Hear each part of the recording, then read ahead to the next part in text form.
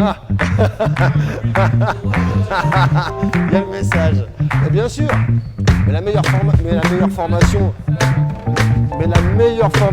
c'est la curiosité et le visionnage. Voilà.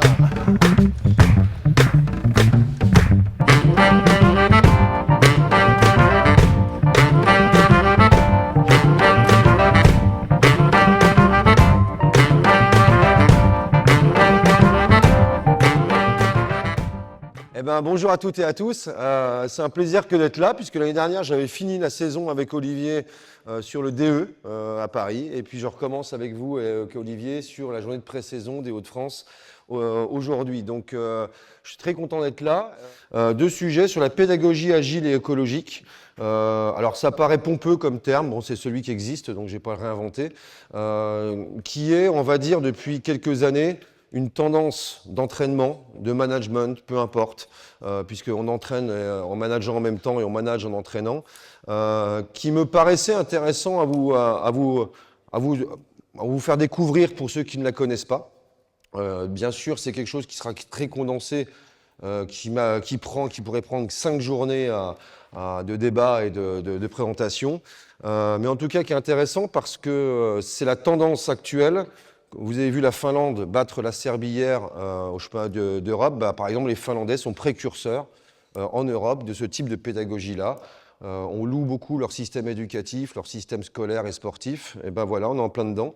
Voilà, pour faire très court, nous, entraîneurs de basket, et moi le premier, on est les héritiers du siècle des Lumières. Le maître sait, l'apprenant ne sait rien.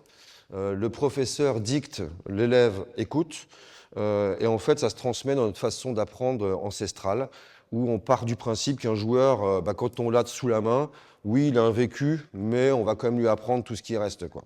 Et donc on va donner des réponses avant même de les faire émerger.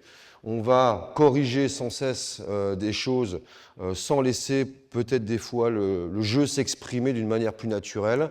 On corrige avant de voir si le joueur ou la joueuse sache se corriger par lui-même. Et en fait, alors je ne vais pas entrer dans les débats sociologiques, pédagogiques et tout ça, des grandes sciences de l'éducation, mais tout ce qui vient du joueur ou de la joueuse est 30 fois plus puissant que ce qui vient de l'entraîneur, en termes d'apprentissage, en termes de perfectionnement, en termes de performance. Donc c'est un petit peu là-dedans qu'on va aller. Donc je vais sauter un petit peu ça, c'était juste pour vous expliquer un petit peu en préambule les choses. Donc j'ai essayé de faire quelque chose de digeste en cette matinée. Voilà, 3 cadres, un débat éternel entre la notion de cadre, voilà, pour les entraîneurs, comment cadrer un entraînement, des joueurs, du jeu, comment être discipliné sans tuer pour autant la créativité, comment être capable, on est beaucoup critiqué, notamment cet été, sur notre incapacité à attaquer de la variété défensive, d'avoir des solutions qui émergent un petit peu en instantané sur le jeu. Alors on parle des Espagnols, bon, n'oublions pas, depuis 5 ans, on bat les Espagnols tous les ans, hein. Cet été, c'était un peu particulier. Voilà, mais voilà, comment s'adapter sur le terrain, comment rendre les gens créatifs, les joueurs et les joueuses.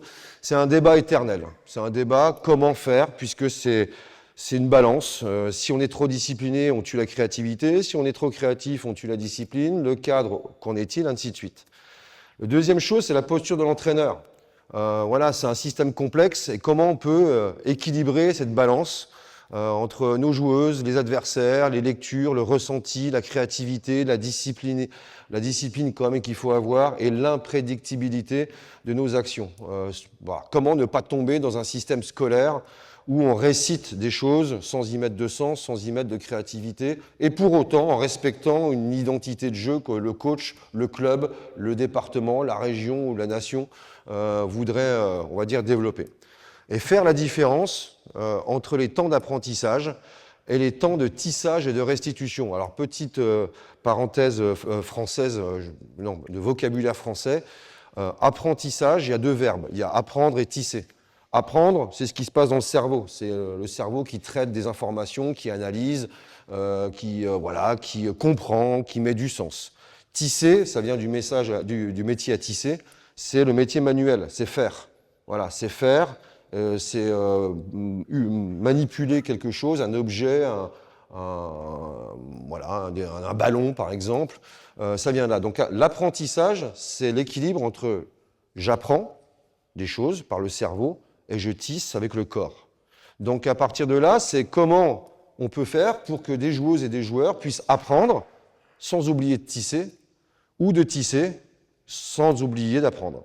Donc comment on peut faire pour avoir ces choses-là? Donc savoir un petit peu faire la différence, nous en tant qu'entraîneurs, entre ces deux temps-là. Bon, j'espère que ça vous met l'eau à la bouche. Je ne suis pas sûr, on verra bien. L'entraîneur, voilà, l'entraîneur, en fait, maintenant, si on part de la posture de l'entraîneur, en fait, moi, je vais vous parler de ma posture. Je vais vous parler beaucoup de mon expérience.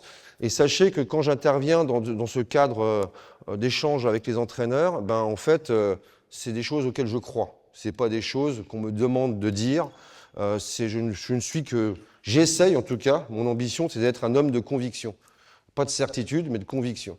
Donc voilà. Donc moi, en tant qu'entraîneur, je pose un cadre et un référentiel commun. C'est-à-dire qu'il y a un cadre. Voilà. Par exemple, je vous prends l'exemple que j'ai eu la semaine dernière. On apprend le tir aux joueuses, mais plutôt que de leur dire chapitre 1, leçon 1 du tir, tu fais comme ça, tu fais comme ça. La première semaine, les 3 premiers jours de la première semaine, je fais des situations de tir et je me recule. Et je regarde, sans filmer. Je regarde et je prends des notes, entre guillemets, mentales. Je fais agir mon ressenti. Ensuite, les 3 jours suivants, je propose certaines fois les mêmes situations, mais là, par contre, je commence à analyser. Je prends des vidéos et je regarde avec une attention beaucoup plus, on va dire, professorale, entre guillemets, une analyse en me disant, est-ce que ce ne serait pas ça qui déconne dans son tir? Ça va bien, ça s'est amélioré, ça déconne. Mais plutôt que, une fois la semaine passée, recevoir la joueuse en micro-entretien et lui dire ça va pas, ça va pas, ça va pas, je leur envoie les vidéos. Donc, différence entre apprendre et tisser. Je leur envoie les vidéos. Voilà. Je leur dis voilà, dans 2 jours, à la fin du week-end, on se revoit lundi et vous allez me dire ce que vous pensez de votre tir. Voilà. Ce que vous pensez de votre tir, 3 points sur lesquels vous voudriez soit perdurer, c'est-à-dire continuer à perfectionner le truc, peut-être un truc à améliorer et peut-être un truc à complètement corriger. Je dis peut-être, ça peut être 3 points à corriger, ça peut être 3 points à améliorer, j'en sais rien. En fait, j'ouvre le truc. Eh bien, encore une fois cette année, j'en ai eu l'expérience lundi, on est dimanche, donc lundi dernier, les gamines, en fait, moi je m'étais noté sur un petit cahier ma propre analyse, eh bien, à 90%, les gamines collaient à ma propre analyse. Sans qu'elles soient entraîneurs, sans qu'elles aient les compétences pour dire ça c'est bien, ça c'est pas bien, elles ont collé à ma propre analyse. Donc finalement, on est alignés. Et puis pour 10% d'entre elles, je donne mon expertise, ce que j'estime être mon expertise, en disant peut-être qu'on peut commencer par ça et compagnie. Donc voilà, donc je pose un cadre, parce qu'après je leur explique, voilà, le cadre du tir, c'est quoi? De manière globale, quand on rentre dans un tir, c'est-à-dire qu'on va avoir le ballon pour tirer extérieur, voilà ce qui va se passer. Il y a un engagement mental et un engagement physique autour de l'équilibre et l'alignement. Mais l'alignement et l'équilibre, il peut être un peu différent d'une joueuse à une autre. Donc on travaille sur la singularité. Mais on a cette intention de « je suis équilibré, je suis à peu près aligné avec ma cible ». Je leur dis, vous pouvez très bien être aligné parfaitement avec votre cible. Il y en a qui préfèrent, pour des raisons peut-être de bassin, être un peu plus de côté. Mais tant que ce n'est pas des extrêmes, ça me va. Ça s'appelle la singularité. On ne va pas faire le même shooter dans un moule qui va sortir identique à celui d'à côté. Voilà, donc je leur dis, voilà, ça c'est le cadre. Première étape, c'est ça. Deuxième étape, ça va être tout ce qui est aspect trajectoire, finition. Enfin, trajectoire, parabole, là-dessus. L'aspect rythmique, l'aspect finition. Ça, c'est le cadre global du tir.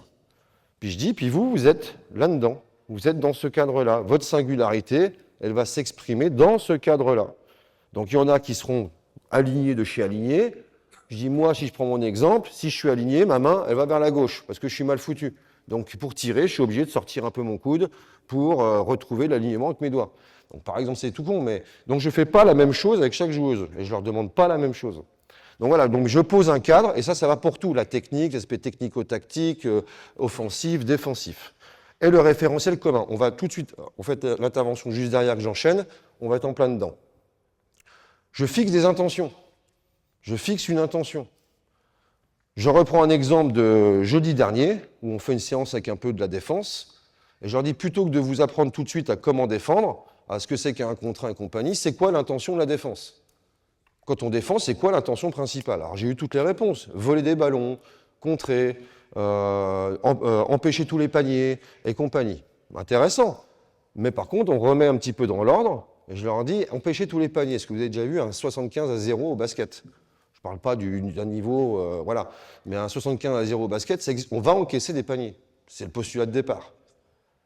Donc, voilà. Voler un ballon, on va voler quoi? 5, 6, 7 ballons dans un match en moyenne? Sur 60 possessions, 70 possessions? Bon, est-ce que c'est ça le but ultime? Voilà. Et je les questionne. Ah non, c'est vrai. Eh bien, c'est donner le tir le moins facile. Voilà. Donner le tir le moins facile. Et après, quels sont les tirs les moins faciles? Alors, je dis, quels sont les tirs les plus faciles? Eh bien, les tirs dans la raquette, très bien. Donc ceux-là, il faut qu'on les interdise, très bien. Les tirs ouverts, eh oui, une shooteuse à 3 points, c'est un tir facile pour elle. Donc les tirs ouverts. Et qu'est-ce qu'on va laisser? Parce qu'on ne peut pas tout prendre, c'est pas possible. Qu'est-ce qu'on va choisir de laisser à l'adversaire? Si les tirs dans la raquette, si les tirs à 3 points, on les interdit, les tirs au milieu, à mi-distance. Et voilà. Je dis, on va, entre guillemets, les tolérer et emmener la défense dans ce type de tir-là, parce que c'est des tirs qui ne valent que 2 points et qui sont à un taux de pourcentage de 35% en moyenne. Donc c'est plutôt intéressant sur le rendu. Donc voilà, on fixe les intentions. Je mets du sens, on fixe des intentions. Et j'essaye de favoriser les conditions de l'émergence. C'est-à-dire que, on va y revenir après, je ne vais pas spoiler le truc, mais j'ai une règle, c'est la règle des 6 P. Les 6 P, c'est 6 points qui fixent mon exigence envers les joueuses. Et ces 6 points-là, je les veux contrôlables. Je veux que ce soit contrôlable par les joueuses en toutes circonstances. Je veux que ce soit reproductible, c'est-à-dire que d'entraînement en entraînement, de match en match, on puisse le reproduire sans tenir compte de l'adversaire, du temps qu'il fait ou de l'état de forme. Et ça, c'est mon niveau d'exigence envers les joueuses. Donc c'est quoi? C'est l'intensité. Tu dois mettre ton 100% d'intensité dans les actions que tu entreprends. Tu dois communiquer. C'est-à-dire que tu dois avoir une communication verbale, non verbale, et ça, c'est ta singularité d'individu qui va faire que ce sera l'un ou l'autre, ou l'un et l'autre. Mais en tout cas, tu dois communiquer. Et communiquer, on englobe tout, sur le terrain, en dehors du terrain, avec le coach, avec les partenaires et tout ça. Tu dois être dans des attitudes et des postures. Donc des attitudes défensives, des attitudes offensives et des postures technico- ou technico-tactiques. Voilà, ça, tout le monde peut le faire. Tu dois être dans un engagement mental et physique maximum, sachant que le 100% d'un jour n'est pas forcément le 100% de l'autre jour. On peut se réveiller en ayant mal dormi, mais ce que je veux, c'est que tu sois à 100% de ton engagement mental et physique du jour. Et comme d'habitude, il m'en manque toujours un. Ah oui, enthousiasme, énergie. Voilà, l'enthousiasme et l'énergie, on peut l'apporter sur le banc, sur la façon d'être, Voilà. On doit tous, le staff et les joueuses, apporter cet enthousiasme et cette énergie.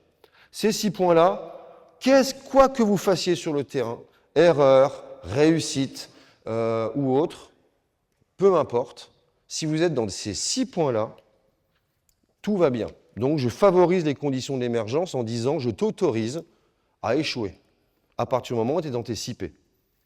Si tu n'es pas dans tes 6 P, là par contre, je te le dis une fois gentiment, une deuxième fois gentiment, mais il ne faut pas considérer ce type de pédagogie comme de la faiblesse. J'ai une exigence de résultat et d'entraînement. Donc, une fois, 2 fois, la 3e fois, ça tombe. Donc, elles se sentent autorisées. Exemple, l'année dernière, on fait un match, c'est l'exemple le plus frappant pour moi, on fait un match et on faisait un travail de edge and plug. Alors, je ne sais pas si ça vous dit quelque chose, edge and plug sur un écran porteur. C'est l'intérieur qui sort sur 2 appuis avec des steps verticaux, et puis le défenseur du porteur de balle qui prend les ouvertures jusqu'au lancer franc du grand. Et après, poum, ils reprennent leur joueur. Et puis je dis sur les écrans, là, on va te passer un carton à faire du edge and plug. Et puis j'ai une joueuse qui arrive et qui annonce comme ça, change, voilà, elle change, mais elle hurle le truc, elle change, une bête et compagnie. Et derrière, l'action se déroule. Et puis je dis rien, je dis bravo. Puis là, il y a une joueuse sur le banc qui me dit, mais elle n'a pas fait Edge and Plug. On fait quoi? On change ou on fait Edge and Plug? Je dis, on va en reparler après, t'inquiète pas. Et donc, c'était la fin du quart-temps. Je dis, non, c'était la fin, c'était la mi-temps. Et je vais voir la gamine, je lui dis, elle me dit, oui, je sais ce que tu vas me dire, je me suis trompé. Et je dis, non. Oui, tu t'es trompé, d'accord, ok. Est-ce que tu as communiqué? Ouais. Est-ce que tu as mis de l'intensité? Ouais. Est-ce que tu as mis de l'énergie, d'enthousiasme? Ouais. Est-ce que tu étais en posture, en attitude? Ouais. Est-ce que tu as mis de l'engagement mental et physique? Ouais. Est-ce que tu étais dans ce qu'il fallait, dans l'attitude physique qu'il fallait? Ouais. Tout va bien. Parce que même une erreur tactique faite avec ces 6 points peut devenir quelque chose d'éminemment positif. Donc la gamine, 1, ça la rassure. Elle se dit, voilà, je me suis fait pas engueuler. Et puis 2, je lui dis, maintenant, je te questionne, pourquoi tu n'as pas fait Edge and Plug? Elle me dit, parce que je croyais qu'on était en fin de possession. J'ai mal lu l'horloge, j'ai cru qu'on était en fin de possession, j'ai switché. Ben, je lui dis, tu vois, la réponse, elle est cohérente. C'est juste une erreur de vue. Le bug, il est dans ce que tu as vu. Donc je lui dis, c'est pas de la mauvaise volonté, c'est pas de l'incompréhension, c'est pas t'as envie de te foutre de la gueule du monde, de faire comme tu as envie. Tout va bien. Bon, bah, le reste du temps, le reste du match, il est sorti comme un pélican sur du edge jusqu'au milieu du terrain. Voilà. Je l'aurais miné, je leur ai dit, t'as pas fait ça, sans m'interroger au pourquoi, au comment, ou qu'est-ce qui s'est passé, sans doute que je la perdais pour la fin du match. Et donc derrière, bah, ça les rassure. Vraiment. Donc les joueuses, bah, elles apprennent, je l'ai dit. Hein. En dehors des temps d'entraînement, moi ce que je dis aux joueuses, là cette année, j'ai une équipe au Pôle France, la génération 2010, c'est des Pentium, c'est des MacBook Pro, j'en ai 5, c'est incroyable. On leur dit un truc, elles percutent. Mais par contre, elles sont beaucoup dans l'analyse, elles sont beaucoup dans le cerveau, elles posent 15 millions de questions. Et j'ai dû recadrer ça, mais pas d'une manière négative. J'ai dû leur dire, c'est super intéressant les filles. Vous êtes curieuses, ça c'est génial. Vous êtes investies, c'est génial. Mais je dis, il y a ce qui se passe sur le terrain et il y a ce qui se passe en dehors du terrain. Le terrain, on apprend d'une manière différée. On fait. On fait des erreurs, on fait des choses bien, mais on fait. Éventuellement, quand tu sors du terrain, parce que tu es dans une rotation dans l'exercice, tu peux me poser une question à moi ou mon adjoint, tu peux revenir dans l'apprentissage. Mais quand tu es sur le terrain, tu débranches le cerveau, tu penses à jouer, mais tu ne joues pas en pensant. Voilà. Donc à partir de là, tu es sur le terrain, tu restitues tout ce que ton cerveau, ton cœur, tes émotions et ton corps te disent de faire. Et tu ne cherches pas à analyser de manière trop importante la situation. Tes yeux voient, tes oreilles entendent, ça prend des informations, c'est traité d'une manière automatique par le cerveau, t'inquiète pas. Et puis en plus, tu as une émotion, soit tu es en confiance, tu es dans ton flow, soit tu es dans le doute, soit tu es dans le machin. Et donc ça va te guider de toute manière, ce sera ton guide. Par contre, une fois que l'entraînement est fait, on débriefe. Qu'est-ce que vous avez appris? Donc moi, les 3-4 questions que je pose à chaque fin d'entraînement, qu'est-ce que vous avez aimé? Qu'est-ce que vous n'avez pas aimé? Qu'est-ce qui vous a interpellé? Qu'est-ce qu'on garde pour l'entraînement suivant ou qu'est-ce qu'on change pour l'entraînement suivant? À titre individuel et collectif. C'est les 4 questions en fin de chaque entraînement que je pose. Voilà. Et là, entre les entraînements, elles vont réapprendre avec elles-mêmes, entre elles, à l'aide de la vidéo, avec des échanges avec les coachs, avec des feedbacks en dehors de l'entraînement. On revient à l'entraînement, on tisse, on fait. Donc voilà, donc elles apprennent, elles s'approprient, elles s'ajustent, elles s'adaptent. Voilà là-dessus. Parce que le milieu et l'environnement dans lequel elles sont brouillent les pistes. On parlait tout à l'heure d'imprédictibilité dans le préambule. Bah oui, un adversaire par nature, il va essayer de brouiller les pistes. Alors je suis dans ma période japonaise en ce moment et chinoise. Donc je suis à fond dans l'art de la guerre en ce moment. Donc voilà, Sun Tzu. Je ne sais pas comment ça se prononce, mais Sun Tzu. Voilà, justement, l'art de la guerre, c'est de faire en sorte que l'adversaire ne sache jamais tes intentions. Donc forcément, l'environnement de l'adversaire, du basket en lui-même, brouille les pistes. Il faut les rendre adaptables. Si on donne les solutions, on ne les rend pas adaptables, on les rend dociles. C'est pas pareil. L'environnement pose des problèmes à résoudre. Mon boulot d'entraîneur, maintenant, ce n'est pas celui de donner un contenu, c'est celui de donner une capacité aux joueurs de répondre à la situation qu'elles rencontrent, pour qu'elles puissent s'adapter dans cet environnement-là. Et l'environnement s'adapte à l'adaptation. Donc en fait, on est en perpétuel. En fait, on fait de la proprioception basket, quoi, en permanence. Je m'adapte à l'environnement s'adapte à mon adaptation. Et hop, on est encore dans le déséquilibre. Donc en fait, du chaos naît l'ordre. Ben, il va falloir qu'on gère tout ça. Voilà. Le cadre de fonctionnement, donc je l'expliquais. Moi, quand je prends l'équipe, pour mettre en place cette pédagogie-là, première chose, je veux les rendre sécures. C'est-à-dire que, et ça marche dans tous les milieux. Hein. S'il y a des managers d'entreprise dans la salle, s'il y a des managers tout court, ça marche dans tous les milieux. Hein. J'ai fait plein de colloques d'entreprise, ils me disent, bah, ce que tu racontes, c'est exactement ce qu'on essaye de faire avec nos équipes. Hein. Donc on essaye de mettre un environnement sécuritaire, fait de respect, de non-jugement, et un environnement bienveillant. Alors j'aime pas trop ce mot-là, bienveillant. Bienveillant, ça veut dire qui veut le bien de l'autre. Voilà. Autonomie. Le staff propose, les joueuses disposent dans le cadre proposé. Voilà. Donc nous, on propose des choses. Les joueuses, bah, j'ai envie de dire, par exemple, c'était vendredi dernier, on fait un travail sur les lâchers de balles. Puis à un moment donné, je donne des feedbacks un peu à la volée comme ça. Puis la consigne, c'était travailler sur des lâchers de balles en dehors du petit carré, là, pour essayer de travailler des angles différents, notamment pour les petites joueuses de petite taille, pour aller chercher des angles différents, travailler le touch un peu du truc. Et je leur dis, l'intention, scorer un panier, la demande, en dehors du petit carré. Et j'avais une joueuse, 3 fois échoue en mettant le ballon dans le petit carré, et très bas. Donc je la reprends 1 fois, 2 fois, machin et compagnie. Et puis à un moment donné, elle me regarde, puis bah, pas du tout dans les 6P, quoi. Pas du tout. Pas engagé, pas intense, pas enthousiaste et compagnie. Donc là, je monte d'une tonalité, mais quand je dis je monte d'une tonalité, c'est pas dans ma voix, c'est dans les mots. Je lui dis, écoute, jeune fille, tu sais quoi? Moi, je suis là pour t'accompagner. Si tu n'as pas besoin de mon accompagnement ou que tu n'en as pas envie, il n'y a aucun problème. L'énergie que je dépense avec toi et le temps que je dépense avec toi, je le stoppe dès maintenant sur l'entraînement et je vais le basculer sur d'autres joueuses. Il n'y a pas de problème. C'est ton projet, c'est pas le mien.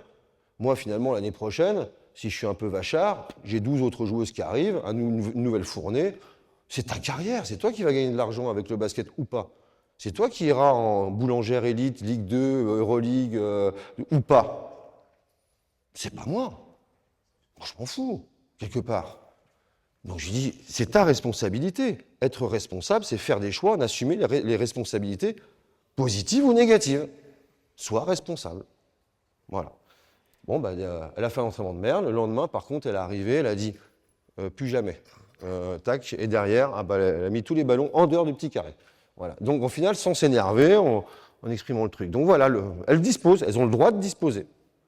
Un autre exemple, je préfère l'entraînement de moins que l'entraînement de trop. Donc je dis aux joueuses, en plus, alors je maîtrise moins cet aspect féminin parce que je ne le vis pas au quotidien, mais elles sont dans une période de transformation hormonale, de pas mal de choses. Des fois, elles ne dorment pas de la nuit, des fois, elles ont leurs problèmes féminins et tout ça. Elles arrivent, elles se forcent à aller à l'entraînement. Elles arrivent et c'est là où on a les pétés, c'est là où on a les blessés. Et pas des petites, tiens, généralement. Et moi, je leur dis, sentez-vous autorisés à venir à l'entraînement, puis à dire, coach, ou à m'envoyer un message si vous ne pouvez pas venir.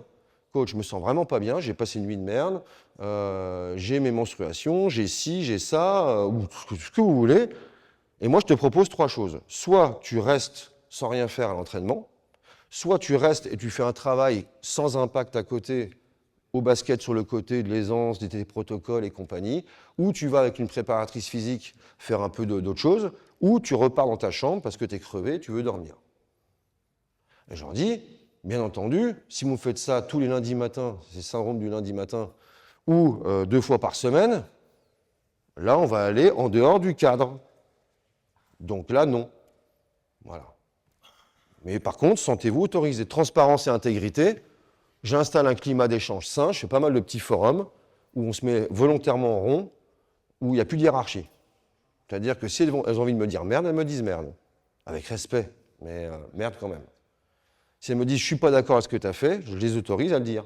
Parce que je ne suis pas infaillible, parce que je peux faire des conneries. Moi aussi, je ne suis pas une fille, mais j'ai aussi mes problèmes à gérer, ou comme toute personne au monde, on arrive avec des problèmes. Peut-être que je ne suis pas aligné avec ce qu'elles sont, et elles ont le droit de me dire là, tu as déconné. Voilà. Donc l'exigence, c'est les 6P, hein, je vous en ai parlé. c'est l'auto-évaluation. En fait, elle s'auto-évalue autour de ça. Les 6 P, engagement, intensité, communication, intention, posture, attitude, énergie, enthousiasme. Les 5 P, c'est les 5 piliers de la performance, rebond def, tag-in, panier encaissé sur jeu rapide adverse, balle perdue, agressivité offensive. Ça, c'est les 5 choses, les 5 stats qu'on donne à la fin de chaque match. Parce qu'en faisant ça, tu gagnes 90% de tes matchs, si tu domines ces catégories statistiques. Et les 3 C, tout simplement, c'est cœur, cerveau, corps.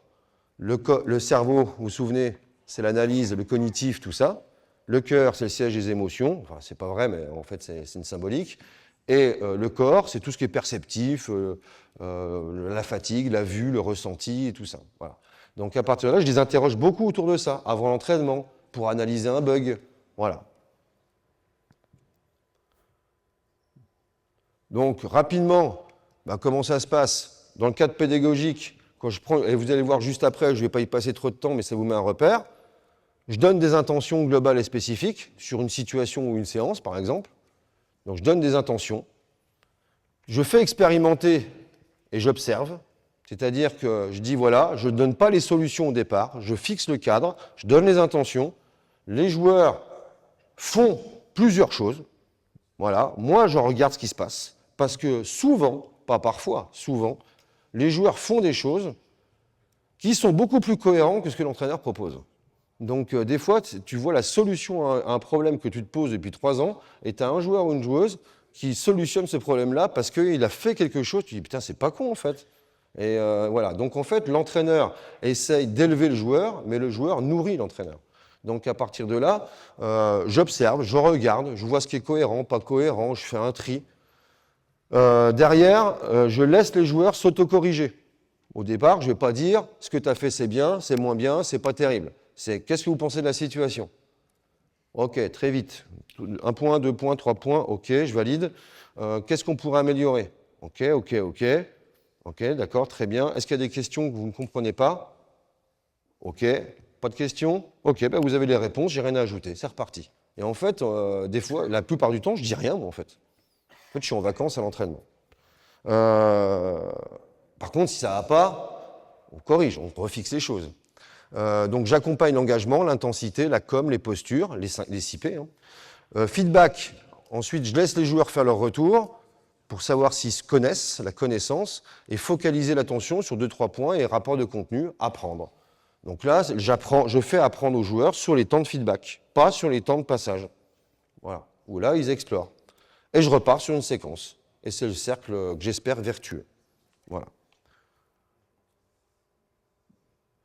Donc, pour résumer, moi, j'estime que la posture de l'entraîneur, c'est être un pendule. En fait, le pendule, pourquoi? Parce que si ça, c'est l'équipe, il y a le centre de l'équipe qui doit rester et demeurer les joueurs. Et qu'on est à la fois à l'extérieur de cette cible, équipe, et puis parfois on est obligé de revenir un peu au centre pour repartir en arrière. Et en fait, on agit comme un pendule, voilà, où on s'écarte pour mieux revenir avec pertinence sur les choses. Voilà. Donc pour moi, je cadre mon environnement, je dirige parfois, on dirige tout le temps, mais je dirige les intentions, j'observe, j'essaie de guider, j'essaie d'être le garant de la cohérence, j'essaie de sélectionner ce que je vais dire, ce que je vais faire, ou ne pas dire et ne pas faire. J'essaie de réguler, j'essaie d'inspirer. Voilà. Alors, je dis bien j'essaye parce qu'on n'est que des humains. Donc des fois, j'inspire rien du tout, je régule rien du tout, ça m'arrive de faire couramment de la merde, quoi. Voilà. Donc c'est des fois, quand on sait qu'on est là-dedans, mais par contre se connaître, c'est bien aussi.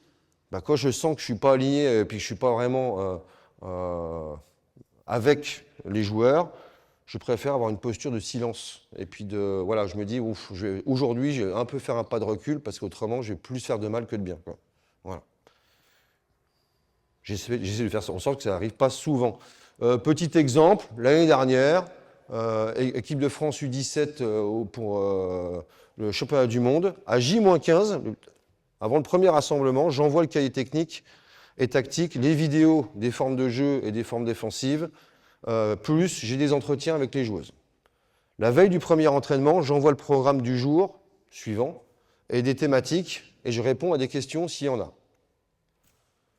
À l'entraînement, par exemple, l'année dernière, les joueuses arrivent sur le terrain, je leur explique la tenue de l'entraînement, puis je leur dis on va commencer à apprendre, allez, là on sort du train, ça va être un entraînement un peu, voilà, il n'y aura pas d'opposition, on va juste s'approprier les choses. Allez, on joue sur la forme 1, 2, 3, 4, que je vous ai envoyé il y a 15 jours, que je vous ai envoyé les vidéos, je vous ai envoyé le truc, j'ai répondu à vos questions, on a eu des entretiens. Allez-y, c'est parti. Allez, je vous donne les équipes, tac, tac, tac, tac, c'est parti. Et je ne suis pas en train de dire, alors on va jouer la forme 1, la forme 1, non, c'est déjà écrit dans le cahier tactique ça. Les déplacements, les intentions, pourquoi et compagnie. Dans les vidéos que je filme avec les joueuses pour leur envoyer, je parle derrière la caméra, j'explique les choses. Donc en fait, si elles ont fait le boulot avant, se sont déjà appropriées les 3/4 des contenus. Et là, le temps qu'on a gagné, mais c'est incroyable. C'est-à-dire que je suis arrivé, en fait, les filles, elles étaient déjà en train de se donner des consignes sur le terrain pour se corriger les unes les autres. J'ai gagné 1 semaine de préparation. Et en plus, ça vient des joueuses. Donc quand on voit le sourire sur leur visage, parce que c'est un sourire inconscient, parce qu'elles sont actrices à 150% de leur entraînement.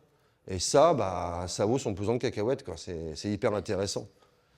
Voilà, donc les joueuses font et le staff observe. Ensuite, je fais des allers-retours entre de la régulation, des propositions. Les joueuses peuvent donner leurs propositions, parce que des fois, je fais des choses que je n'ai jamais testées. Donc, les joueuses disent « Ouais, mais là, le timing n'est pas bon. Est-ce qu'on ne pourrait pas mieux faire ça, mieux faire ça ?» Mais je dis « Ok, teste, vas-y. C'est toi qui joues, c'est pas moi. Donc, si tu te sens mieux là-dedans, à partir du moment où c'est cohérent, vas-y, joue. » Ainhoa Rizaché, il y a 3 ans, en moins de 16, elle est très spécifique comme joueuse, elle est sans poste, entre guillemets, elle peut jouer partout. Et je lui dis, je voudrais bien utiliser la plénitude de ton potentiel. Et je lui dis, sur quoi tu es à l'aise? Qu'est-ce que tu aimes faire? Je lui dis, je te donne 5 jours et tu me fabriques une forme de jeu pour toi. Et en fait, pendant 5 jours, elle a bûché, elle m'a envoyé des trucs. Alors c'est rigolo, c'est naïf encore, elle était naïve, il y a des trucs complètement dans les spacings, je me suis dit, ouf, voilà. Et on a travaillé ensemble pour finalement faire une forme de jeu qu'elle a construit à 80%. On est championne d'Europe et contre l'Espagne, cette forme de jeu-là, c'est notre plus rentable. Comme quoi, le coach, des fois, il sert à rien. Voilà. Ouais, donc non, mais c'est des petits trucs comme ça. Voilà, donc il faut l'accepter de servir à rien. Il faut accepter sa simple condition de coach. Il ne faut pas se dire, je suis Dieu tout-puissant et les joueuses, ce sont mes marionnettes. C'est justement, non, les déesses, c'est elles, les dieux, c'est eux, et nous, on est des constructeurs d'Olympe. Rien d'autre. Voilà. Feedback individuel et collectif, derrière les entraînements, on discute, micro-vidéo, démonstration, entre la fin de l'entraînement et le début de l'autre, et là on travaille. Là on travaille sur les régulations qu'on veut voir apparaître à l'entraînement suivant. Et là ça a une puissance incroyable, incroyable.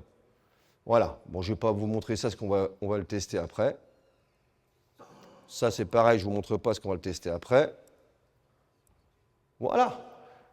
J'ai essayé d'être court là-dessus, sachant que vous imaginez bien qu'on peut en parler des heures et des heures. Les 3C, c'est un truc, on peut en parler déjà une journée. Ça, je laisserai le diapo à Olivier, là, donc vous pourrez y avoir accès, il n'y a pas de souci. Est-ce que vous avez des questions là-dessus, justement? J'espère que j'ai été clair, parce que alors moi, c'est un truc... Je le fais tous les jours, donc c'est vrai que je le maîtrise bien dans les termes et compagnie, mais il y a plein de trucs que je dis des fois qui ne sont pas compris. Est-ce que vous avez des questions, des réflexions, des remarques, des réactions, de ce que vous voulez en fait?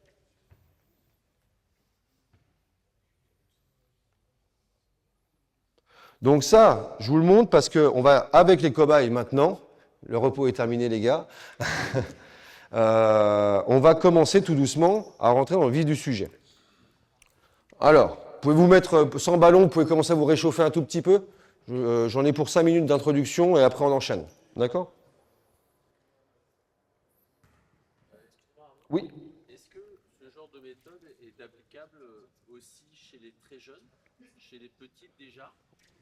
Ou est-ce que tu penses qu'il y a un peu de limite? Australie, Canada, Finlande, Slovénie font ça à l'âge de 3 ans, dans ce qu'ils appellent les kindergarten, que ce soit à l'école ou au sport. Voilà. Donc, c'est même pas... Oui, c'est applicable. Après, avec des mots différents, avec voilà, une approche plus... voilà. Mais oui, la méthode, en fait, le Canada et l'Australie sont considérés comme les deux plus grandes nations sportives au monde, si on eu égard aux moyens financiers, population, le ratio moyens financiers pour le sport, structure, machin. Pourquoi? Parce qu'ils ont acculturé tous les jeunes joueurs, enfin tous les jeunes sportifs, pas joueurs, sportifs, dès le plus jeune âge, à prendre des décisions par eux-mêmes, à interagir avec l'environnement. Parce que c'est ça, la pédagogie écologique, c'est l'interaction de l'environnement. Enfin, c'est l'échange d'interaction entre l'environnement et la pratique sportive ou universitaire ou machin. Donc en fait, c'est des jeux d'interaction permanents, des allers-retours permanents entre ce qui se passe en dehors, qu'est-ce qui t'a construit, avec quoi tu arrives sur le terrain. Voilà. Moi, j'ai des joueuses, que je les questionne 3 fois sur 4, la réponse à « pourquoi tu n'as pas réussi à faire ça ?» c'est « j'ai eu peur ». J'avais une appréhension, j'étais en colère, et si tu creuses pas ça, c'est-à-dire pourquoi elles ont peur, eh ben les 3 fois sur 4, c'est l'environnement éducatif, l'environnement parental, familial et compagnie. Donc si tu ne t'intéresses pas à ça, tu n'as pas la porte d'entrée en fait, pour la joueuse ou le joueur.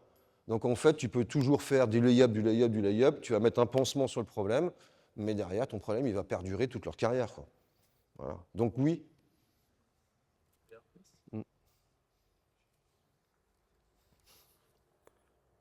Alors, tac. Alors, c'est là. Voilà. Alors, là, je vais commencer. Je suis nul là-dedans. Hein. OK. OK, donc là, on va commencer sur le terrain dans pas longtemps. La thématique qu'Olivier m'a demandé, parce que je lui ai dit, moi je suis disponible pour toute thématique, je veux dire, moi je n'ai pas arrivé avec ma thématique en arrivant en disant c'est comme ça qu'il faut faire et compagnie, j'essaie voilà, de partager une expérience et puis surtout de faire les choses. Il m'a dit, bah, écoute, ce serait bien que tu fasses un truc sur l'animation et l'expression collective offensive, parce que le constat qu'on peut avoir, c'est qu'il y a beaucoup de dribbles, de surdribbling, il y a peu de partage du ballon. Et puis, comment aussi on peut sélectionner les actions de 1 contre 1, les situations qui font qu'il y a des ruptures sur l'équipe. Il n'y a pas de problème, ça me va bien. C'est une des problématiques que je rencontre aussi, moi, pendant toute l'année au Pôle France. Donc, ça m'intéresse. Donc, ça, c'est la première fois que je la fais. Donc, voilà, en préambule, la première chose, inspirer, c'est pour ça que je vous dis qu'il y a des rapports avec ce que j'ai dit avant, inspirer l'environnement, fixer les règles, donner du sens. Ça, c'est la didactique. Parce que pour ceux qui ne sont pas du milieu, éducatif, la stratégie est à la stratégie est à la tactique, ce que la pédagogie est à la didactique. Ça veut dire que la didactique, en fait, c'est le cadre général. Donc la didactique, c'est donner du sens, fixer des règles et inspirer un cadre de fonctionnement. Organiser la cohérence des contenus et leur pertinence, donner des repères et des intentions, c'est la pédagogie. Accompagner l'exploration et corriger l'exécution technique et tactique, questionnement émergent, ce qu'on a vu avant, les ajustements, c'est la pédagogie de l'action. Donc c'est juste pour refixer un petit peu le truc. Inspirer, fixer des règles, donner du sens.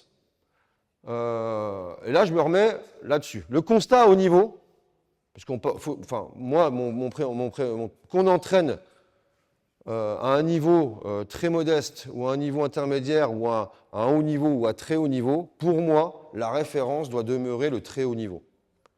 Parce que de toute manière, on ne sait pas, même si on prend des petits U8, U10 à l'entraînement et qu'a priori, ils ne sont pas prédestinés à devenir joueurs de basket de très haut niveau, qui on est pour savoir de quoi l'avenir des gamins sera fait? Moi, je n'ai pas ce don de voyance. Et autant il y a 20 ans, j'ai beaucoup évolué dans ma vie, dans ma façon de voir les choses, j'étais un peu trop... j'étais un jeune con en fait. J'étais un jeune con parce que je me prenais pour celui qui pouvait dire « toi, tu feras du très haut niveau, toi, non, ce sera du moyen niveau, toi, tu n'y arriveras jamais ». C'était pas tout à fait comme ça, je mettais un peu plus de trucs, mais grosso modo, ça voulait dire ça. Aujourd'hui, je n'en sais rien en fait. Je n'en sais rien, il y a de tout. Il y a de tout à très haut niveau. Il y a des petits qui sont très forts, il y a des très grands qui sont très forts, il y a des gens qui n'ont pas de qualité physique et qui, voilà, vous avez vu, alors même s'il en a quand même des qualités physiques, mais Jokic, c'est quand même pas un monstre d'explosivité. Le mec, voilà. Markkanen, c'est pas un monstre large. Hier, voilà, les deux, c'est coloc, quoi. Donc, à un moment donné, celui qui a tué le match contre la Serbie, Varanen, un nom comme ça, là, je ne sais même pas c'était qui. Je ne sais même pas où il jouait. Je le vois, il doit faire 1,90 à tout casser. Il est épais comme un sandwich SNCF. On se dit, il n'y a pas le morphotype du très haut niveau, quoi. C'est l'autre, il tue la Serbie dans les 2 dernières minutes, quoi. Enfin, donc, en fait, on est qui pour déterminer l'avenir de petits gamins qui sont en début de vie, en début de machin. Donc moi, je me dis, le très haut niveau, comme ça, on ne se plante pas. Et puis, on peut avoir quand même, sans aller dans des écrans, dans des stratégies, compagnie, en moins de 8, c'est pas ce que je dis, mais se dire, voilà, à haut niveau, la moyenne de passes et ou de collaboration avant un tir à haut pourcentage sur demi-terrain, ça, c'est les stats de l'Euroleague de 2025, c'est 8 passes ou 8 collaborations. Une collaboration étant un end-off, par exemple. Voilà. Donc, il y a 8 temps de partage sur les tirs qui donnent des paniers sur les situations qui donnent des paniers à très haut pourcentage. Donc, ça veut dire que, quoi qu'on en dise, le basket d'aujourd'hui de performance, c'est un basket collectif. Parce que 8 passes, sans être énorme, c'est pas non plus pas beaucoup. Deuxième chose, on s'aperçoit qu'il y a une utilisation de la profondeur et de la largeur. Alors, EO, c'est est-ouest, nord-sud. Moi, j'aime bien les 4 points cardinaux. C'est l'utilisation des 4 points cardinaux. Ça améliore la construction des situations simples de tir. Ça nous permet d'amener le ballon dans des zones à faible densité défensive. Donc, l'importance du corps, le regard. Là, on revient sur nos 3C.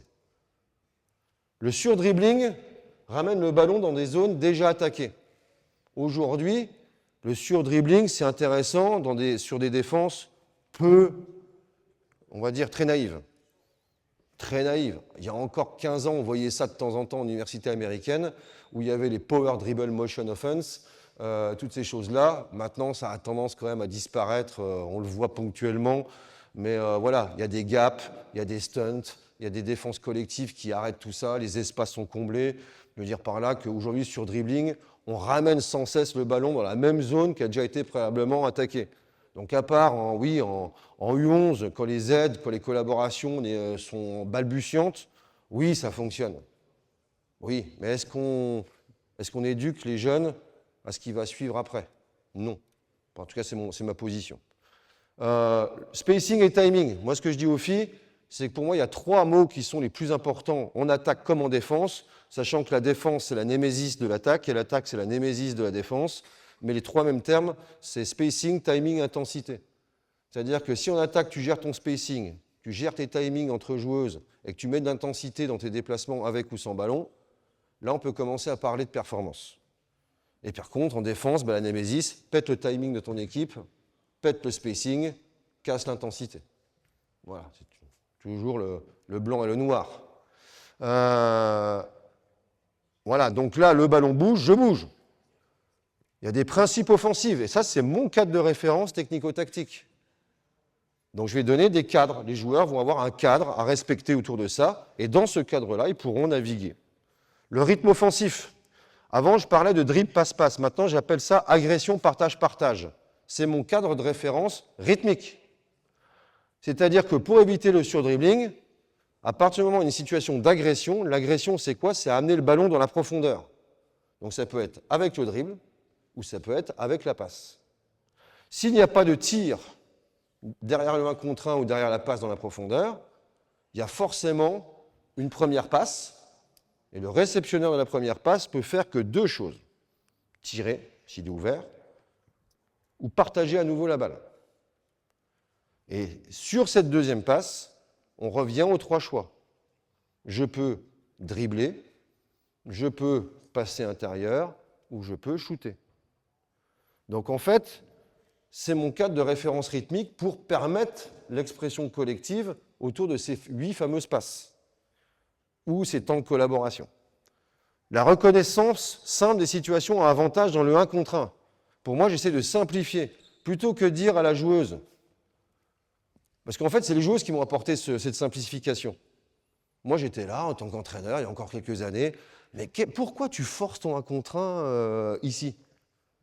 Tu n'as pas compris que là, tu as un défenseur, tu as une densité défensive derrière, machin. Là, le jeu, il est à l'opposé. Il faut que tu lâches tes ballons plus vite, blabla, blabla. Tu forces, tu mets la tête, et on ne mettrait pas les mains. Et la joueuse, elle me regarde avec des yeux comme ça, et c'est pas qu'elle ne comprend pas, c'est que ça ne lui parle pas, en fait. Et puis un coup, je discute avec une joueuse, et puis je lui dis, qu'est-ce qu'il pourrait faire comme consigne que ce soit plus simple pour vous et plus facile à comprendre? Qu'est-ce que tu vois, toi, quand tu joues? Qu'est-ce qui se passe? Qu'est-ce qui fait que tu décides ça ou ça?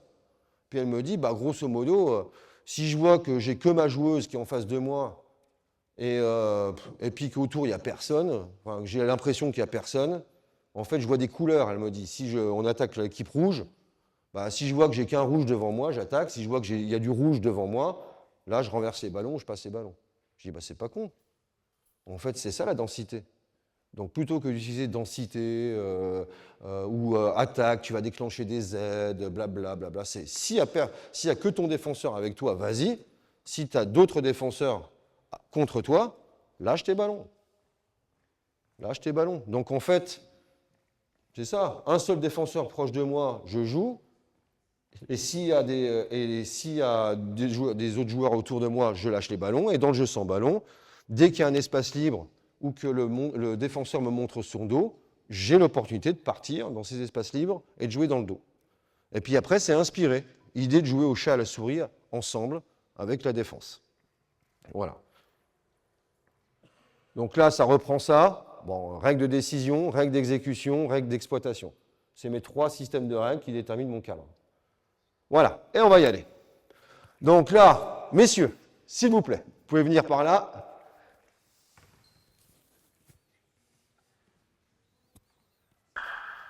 Alors bien sûr, ils connaissent sans doute plein de choses, mais par rapport au cadre de référence que je vais mettre en place, il y aura sans doute des choses que vous connaissez qui vont vous parler, puis peut-être d'autres pas du tout, quoi. Mais venez par là, parce qu'en fait, je vais vous le montrer aussi.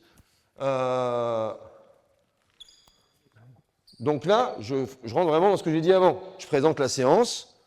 Donc grosso modo, expression collective offensive, et comment on peut mieux sélectionner les 1 contre 1.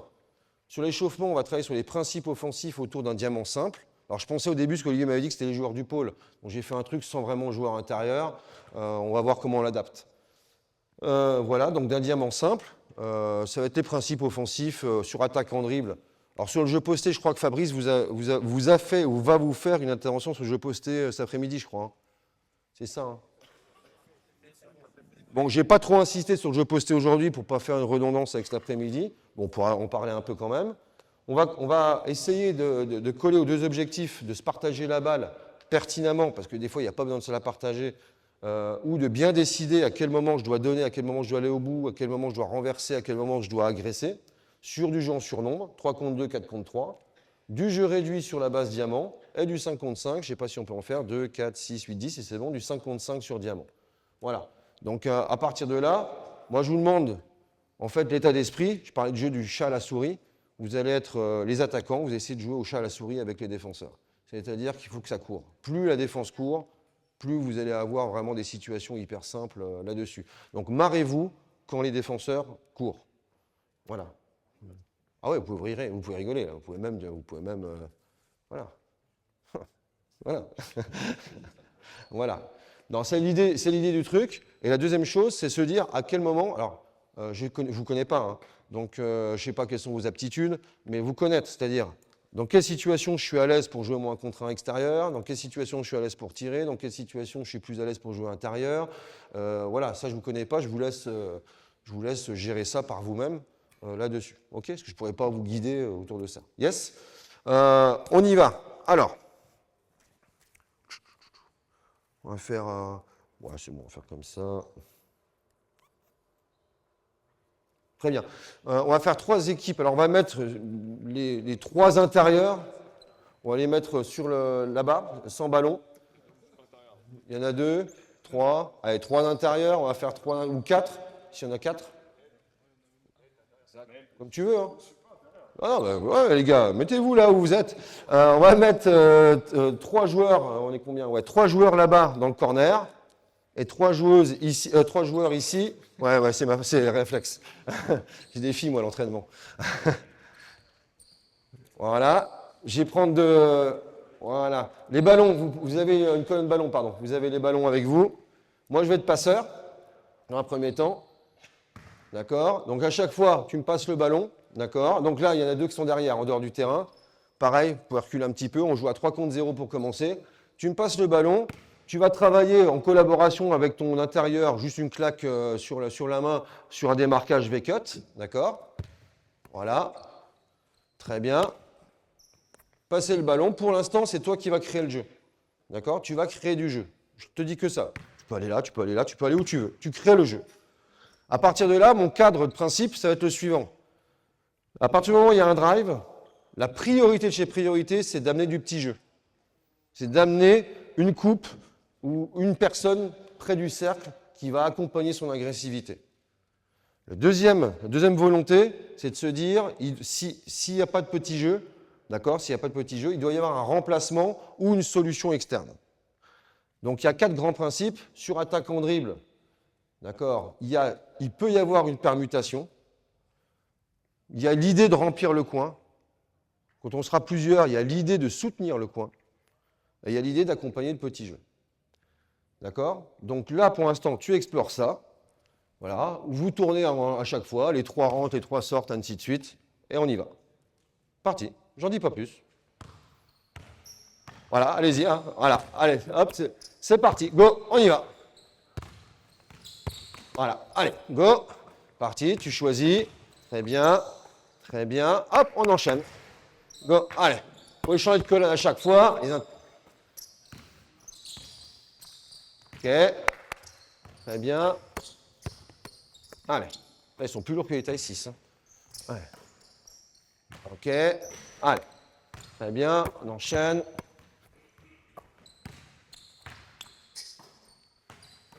Ok.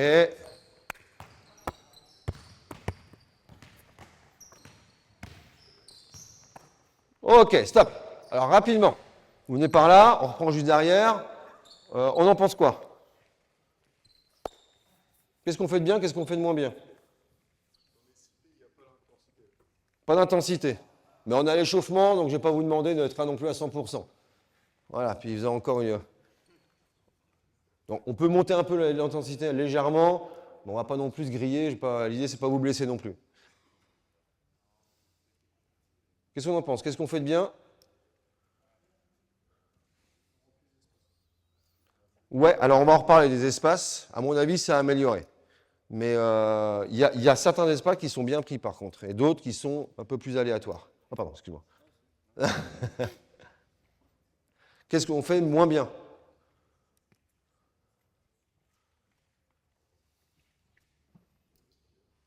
Donc il y a l'intensité. On va augmenter un peu. Ok. Le truc, remettez en place une personne. Tu gardes le ballon pour l'instant. Alors ce que je vais vous demander, d'accord, c'est vraiment d'être très clair dans vos espaces. Parce qu'à 3, ça va. On est à 3 contre 0, on est en échauffement. Déjà, on va essayer de jouer 1m30 derrière la ligne à 3 points. D'accord? Donc le positionnement ne doit pas se mettre collé bord de ligne. On va commencer à travailler vraiment plutôt bord de ligne latérale ici pour vraiment étirer les espaces. D'accord? À partir du moment où tu drives, tu peux driver, donc vous l'avez fait, hein, tu as drivé milieu, tu as drivé ligne de fond, ça c'est laissé libre. Si tu drives au milieu, d'accord, quelle est la personne parmi vous 3 qui est la plus apte à jouer tout de suite dans le petit jeu? Exactement. Donc ton boulot à toi, ça va être de travailler sur ton intérieur virtuel pour l'instant, on pourra en mettre un après, mais de travailler sur ton intérieur pour conserver ta place préférentielle, puis normalement il sera 3/4 ou devant si tu n'as pas eu le ballon, pour avoir cette possibilité de passe. Toi, si lui est dans le petit jeu, tu dois garantir quoi? Eh ouais, un espace très large. Alors, ici, je vois beaucoup d'entre vous qui venaient bouffer un peu les espaces ici. Et là, on fait le jeu des aides. Vous comprenez le truc? Donc, on va jouer le jeu des aides. Donc, c'est soit, vous avez vu un espace, jeu dans le dos, où clairement, c'est lui qui est venu aider, je joue dans son dos et je viens proche du cercle pour venir, je suis protégé par mon partenaire, soit ce n'est pas le cas. Et là, vraiment très large. N'hésite pas à venir ici pour, encore une fois, étirer tous les espaces. Mais cet espace-là, il n'est pas vraiment intéressant. Parce que sur la première fixation, on va bouffer les espaces d'extra-passe et compagnie. Ok? Je vais vous demander maintenant de ne pas vous focaliser que sur une passe. Là, la consigne, les 3 joueurs touchent la balle avant le tir. Démerdez-vous. Avec ces consignes-là, allez, go! C'est parti. Voilà, très bas. Les 3 joueurs doivent toucher la balle. Voilà, très bien. Allez, go! C'est parti, on enchaîne. Allez. Très bien, très bien, très bien, très bien. Voilà, attention les replacements. N'hésite pas à te replacer. Derrière une passe, toujours se replacer. Et là, tu vas pouvoir soutenir. Allez, go! On est parti, très bien. Allez, on enchaîne. Go! Voilà, pourquoi pas, pourquoi pas, pourquoi pas.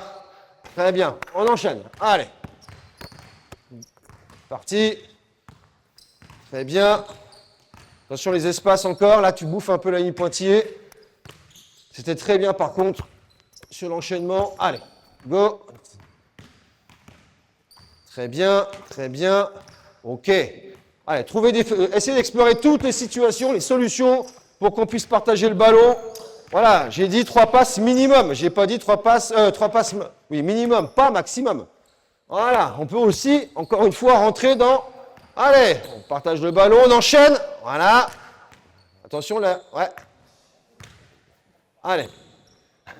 Allez. C'est le début, les gars. Allez. Très bien. Très bien. Très bien. Attention, alors stop. Super la situation. Qu'est-ce qui va se passer là? Là, super. Ce que vous avez fait, c'était quoi? Là, vous avez fait quoi là? Renversement. Il s'est passé quoi d'autre? Il y a eu passe, il y a eu partage du ballon et tout ça. Donc l'intention, elle est top. Par contre, qu'est-ce qui va poser problème dès qu'on va rajouter 2 attaquants et 5 défenseurs?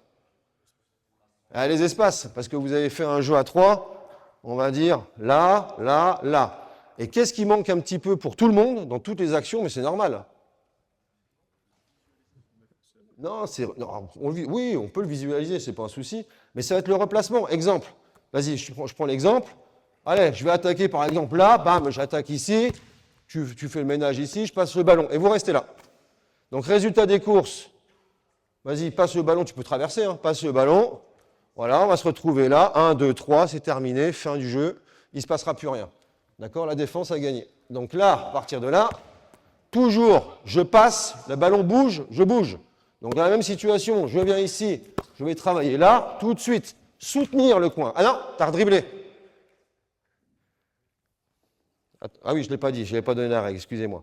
Derrière une attaque en dribble ou une passe intérieure, tu peux soit tirer, soit passer, mais tu ne peux plus redribbler. D'accord? Donc là, revenir, l'extra-passe a lieu. Qu'est-ce qui peut se passer maintenant?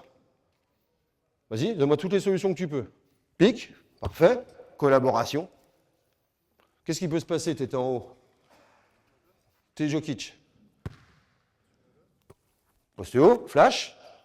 Qu'est-ce qui peut se passer d'autre? End-off, qu'est-ce qui peut se passer d'autre avant de tirer la balle? Vas-y. Voilà. Très bien. À nouveau, j'ai un triangle. Allez-y, les gars, explorez. Tout ça. Allez, c'est parti. Go. Allez. Donc, quand je dribble vers le cercle, voilà. Passez, replace-toi, replace-toi, replace-toi. Voilà. Très bien, pourquoi pas, pourquoi pas. Allez, go. Parti. OK. Très bien. Replace-toi. Non, stop. Alors, règle que je tiens, c'est la règle rythmique. Pas de sur-dribbling. C'est-à-dire qu'il a déjà dribblé. Il a déjà dribblé. Voilà, c'est lui qui a dribblé. Il t'a passé la balle. Tu peux tirer ou passer.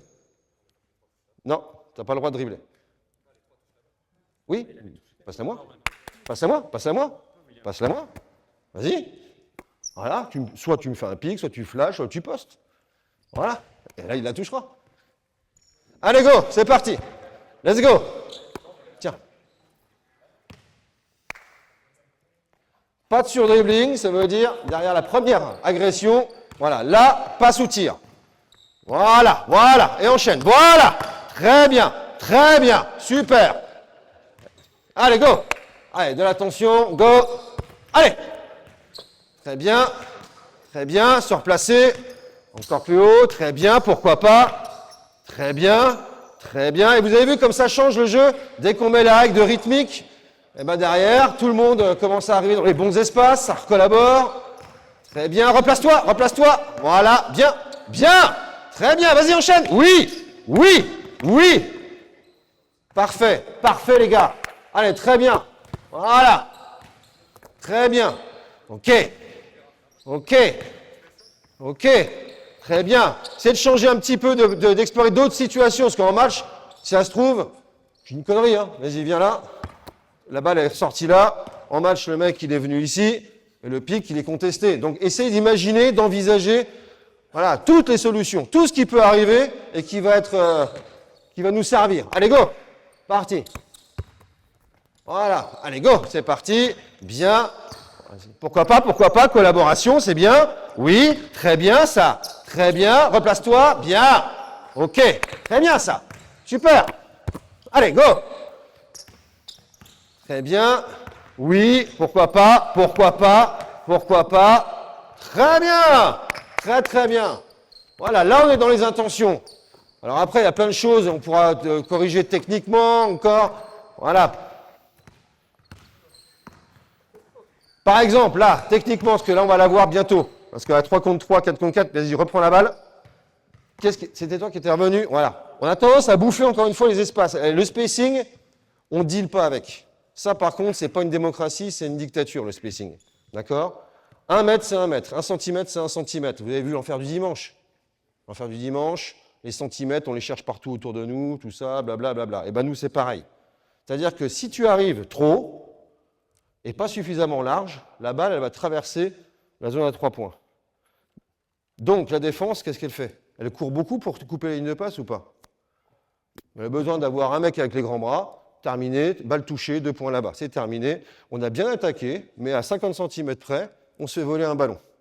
Donc là, le spacing, on ne deal pas avec. Je passe un ballon, peu importe où je suis, mon retour, c'est qu'il faut que je fasse en sorte de soutenir le coin, par exemple, ici, pop.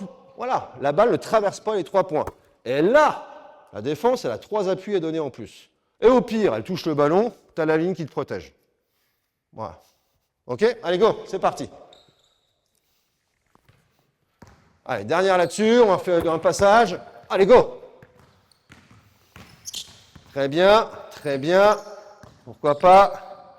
Voilà, n'hésite pas à revenir encore pour soutenir ton partenaire. Très bien. OK, allez, dernier. OK. Très bien. Encore plus haut, plus haut, plus haut. Voilà. OK, stop là. Très bien. Ça, est-ce que ça va? On va essayer d'aller vite, hein, parce qu'on a le temps nous est compté. J'ai bien compris. Tac, tac, tac. Yes. OK. Ça, on va le faire maintenant à 4 contre 0 sur la base qu'on va utiliser tactique. Donc là, on va mettre un intérieur qui va poser un premier écran. On va mettre une colonne avec 2 ballons de meneurs. Enfin, de meneurs d'extérieur, parce que vous allez tourner partout. Hein. Voilà. Alors moi, par exemple, au Pôle France, pour ne pas m'emmerder sur les profils de jeu, parce qu'encore une fois, là, par exemple, j'ai une jeune joueuse qui fait un 92-93 qui est encore en croissance. Et j'ai eu la chance d'avoir Dominique pendant 3 ans quasi au Pôle France Malonga. Très sincèrement, c'est des joueuses inclassables et qu'il faut, je pense, ne pas classer. C'est pas une 5, c'est pas une 4, c'est pas une 3, c'est une 453, c'est une 543, c'est une 535. En fait, c'est en fonction de qui elle joue qu'elle va avoir un poste sur le terrain, quoi. Et donc l'idée générale, c'est de faire pareil. Et moi, je sais que tout le monde passe à tous les postes. Pendant la moitié de l'année, minimum, voire toute l'année, j'ai des intérieurs en poste de meneuse, des meneuses en poste intérieur, et puis tu développes des fois des compétences. Voilà, parce que tu as une meneuse qui fait un 82, qui commence à bien aimer le jeu posté, c'est intéressant. C'est intéressant pour la suite. Mais si tu lui donnes jamais l'opportunité de le faire, elle ne le saura jamais non plus. Donc là, on se met en dessous, une colonne d'extérieur en dessous, et une autre colonne de joueurs, extérieur, intérieur, je m'en fous, ici. Voilà, là. Donc on fait un diamant, en fait. Au départ, c'est une entrée diamant. Donc un joueur dans le demi-cercle, tu peux remonter un peu plus haut, vous vous répartissez dans les colonnes, comme ça on est prêt à jouer. Tu sors où tu veux. Droite, gauche, peu importe. Voilà, tu sors où tu veux. Alors bien entendu, On essaie de jouer sur les rythmes. C'est-à-dire qu'on est sur des stops. Voilà, je viens travailler, je peux leurrer, partir de l'autre, travailler, passer proche de l'écran. Voilà. Pour l'instant, on va être simplement sur une relation classique où la balle va rentrer. Et là, on va retrouver ce qu'on a fait avant. Puisque finalement, c'est un démarquage, mais ce n'est pas un démarquage V-cut, c'est un démarquage à l'aide d'un écran. Toi, dès que tu as passé la balle, principe d'éloignement. Dégage-moi ton défenseur qui va sûrement m'emmerder. Les Espagnols sont très forts là-dessus. Viens voir. Eux, ils n'hésitent pas à faire du next. Alors le next, pour ceux qui ne connaissent pas, c'est quoi? C'est le défenseur du mec, là. Dès que ça sort, comme ça sort un peu plus haut en général, il lâche complètement son joueur, il ferme le gap, et si ça attaque en dribble, il n'hésite pas, il prend son joueur, il fait la rotation par là, et c'est les joueurs qui font les rotations par au-dessus. Donc on veut l'éliminer, lui. On veut le dégager complètement. Donc haut et large. On isole à minima.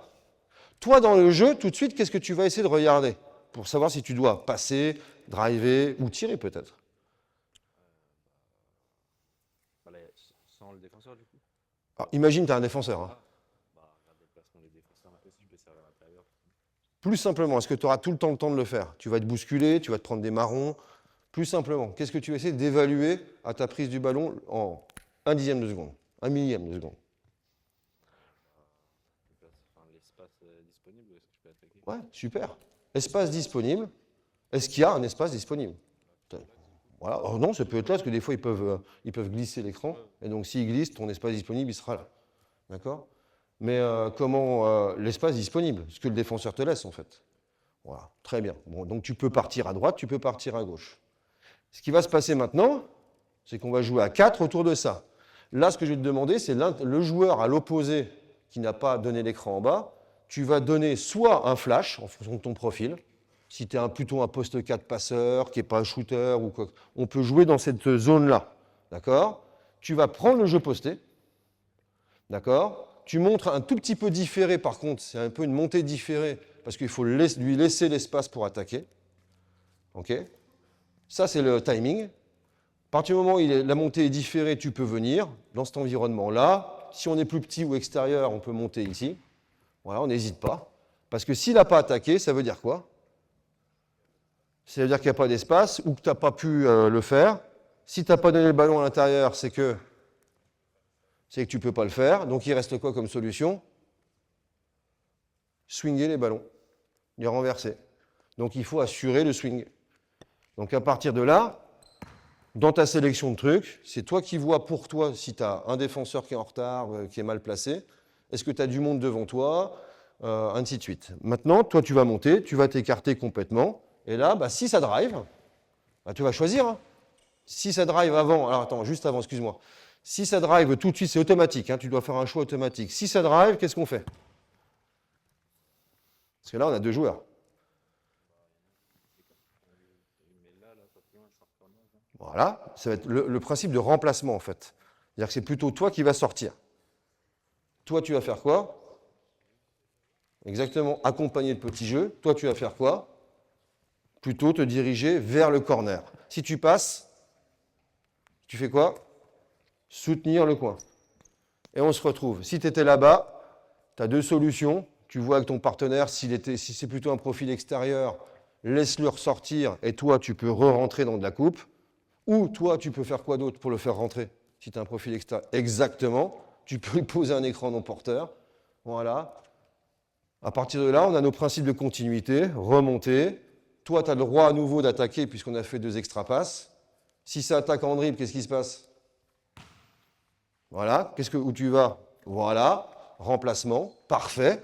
Mais voilà, vous avez toutes les réponses. Deuxième cas de figure. On se remet en arrière. Voilà. Et après, il y a plein de solutions dans ces réponses. Hein. Donc à vous, encore une fois, tu ne peux pas jouer. On ne va pas jouer le jeu intérieur pour l'instant, puisqu'on va vous allez le voir cet après-midi. Donc là, tu n'as pas pu jouer. Flasher. Soit très large, soit dans cet espace-là. Qu'est-ce qu'on regarde? Parce que là, on veut, s'il n'a pas pu jouer, c'est que le jeu est fermé ici. Donc là, on veut quoi? On veut, comme Jokic en fait. Jokic, vous avez déjà vu comment il fait pour ses passes? En fait, il fait. Et en fait, il remonte le cadran de l'horloge comme ça. C'est assez intéressant parce qu'il prend le ballon d'un côté et il check toutes les solutions comme ça. Donc là, bah, j'attrape, première solution, redonner de la profondeur. Deuxième solution, renverser. Qu'est-ce que tu peux faire derrière le renversement? Vas-y. Passer, piquer. Vas-y. On peut ghoster, on peut slipper. C'est-à-dire, ghoster, c'est pas poser et c'est sortir dans un espace là. Slipper, c'est toucher. D'accord? C'est je touche rapidement et bam, je vais dans l'espace. Vous répartissez les espaces. Ça peut être quoi d'autre si la passe est coupée? Comment? Si je fais pas d'écran, Si lui, non, tu as la balle, la passe est coupée. End off, donner, pas donner. Ah ouais, tu as le droit. Hein. Non, c'est toi qui y vas. Ouais, c'est toi qui crée. Voilà, donner, pas donner, repiquer. Enfin, après, voilà, c'est à vous de voir. Donc, ça dépend de toi. Ça dépend de ce que tu as fait. Si tu tardes, tu t'appuies sur lui. Si tu agis et t'assumes. Allez, go. C'est parti. Allez, go. Très bien. Très bien. Très bien. Allez, on enchaîne. Vas-y, reprendre. Ouais, très bien. Renverse, swing le ballon s'il faut. Très bien. Voilà. Ouais, pourquoi pas. Voilà, pourquoi pas. Allez, c'est parti. OK. Allez, on enchaîne. Parti. Allez, tout de suite. Deux autres joueurs. Allez, la vitesse. Voilà. Allez, on agit. Tout de suite ou jamais. Vas-y, flash, flash. Voilà, très bien. Choisir. Très bien. Pourquoi pas. Pourquoi pas. Pourquoi pas. Ouais. Après, on n'a pas montré le jeu intérieur. Donc, pour l'instant, débrouillez-vous avec vos armes. Très bien, très bien. Allez, go. C'est parti.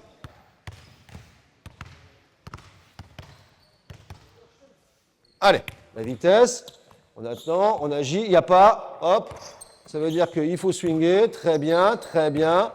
Très bien. Oh, ouais. Très bien. Alors là, vous voyez, c'est de l'ajustement entre vous. Parce que vous jouez à deux intérieurs. Et donc, en fait, il faut savoir qui.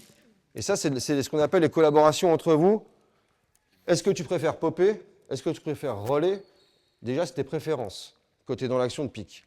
Toi, c'est tes préférences aussi. Est-ce qu'il est à l'aise dehors? Est-ce qu'il est à l'aise plutôt à l'intérieur? Ça va vous guider dans vos choix. Et puis, des fois, il y a le choix du jeu. S'il a décidé de roller, c'est qu'il a peut-être vu quelque chose. Donc, toi, il ne faut pas que tu recules. Reculer, c'est renoncer. Donc là, on joue à 3 contre 4 maintenant. Allez, go, c'est parti. Récupère un espace libre, en fait. OK? Allez, go. C'est parti. Ah, très bien, très bien, très bien. Super, ça. Super. Très bien. Attention, là, les espaces. Voilà. Attention, les espaces, vous êtes deux dans le même espace. OK? Allez, go. Parti.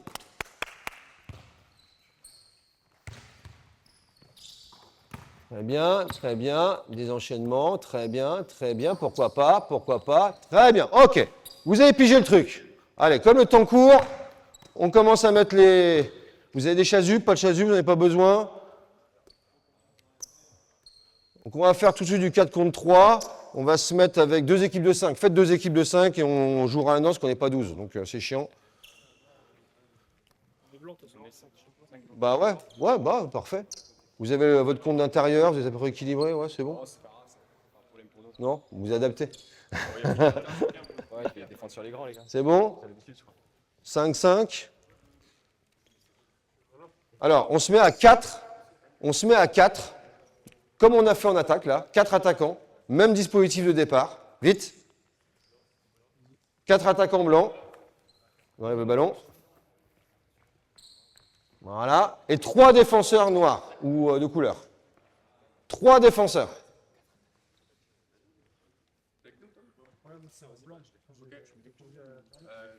Ouais, parce que moi en plus qui suis sexy, que je vais pas m'y retrouver moi. Chacun avec les maillots, c'est compliqué.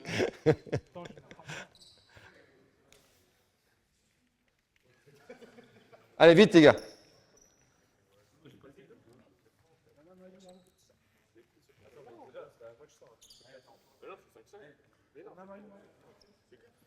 Alors, il y a 4 attaquants blancs.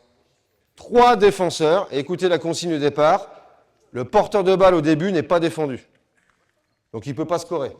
Lui, il a l'interdiction de scorer pour l'instant, il peut ne pas être défendu. Au départ. Est-ce qu'on s'en sort, les gars? 4 attaquants, 3 défenseurs. 3 défenseurs. C'est compliqué. OK, très bien. Écoutez bien la consigne. Lui, au départ, il ne peut pas scorer, donc il peut ne pas être défendu au départ. Une fois qu'il a lâché le ballon, c'est du 4 contre 3 réel. D'accord? Donc il peut scorer, il peut faire ce qu'il veut. Il joue. 4 contre 3 réel. Au début, c'est un 3 contre 3 de départ, dans le jeu sans ballon. Et après, c'est un 4 contre 3 réel. J'en dis pas plus pour la défense. La consigne et l'intention en attaque. 1, d'essayer de coller au cadre référence sur les principes qu'on vient de voir en accéléré à 3 contre 0, 4 contre 0.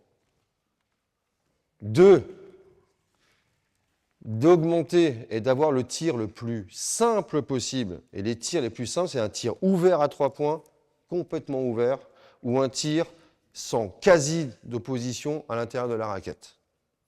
Et vous avez autant de passes que vous le souhaitez pour y arriver.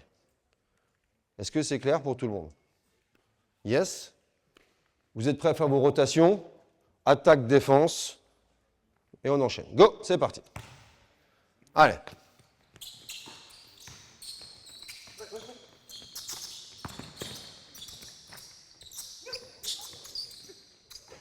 Très bien. Ok, ça commence bien. Allez, 4 contre 3, 5 passes, enfin 5 collaborations. On est pas mal. Allez, go. C'est parti.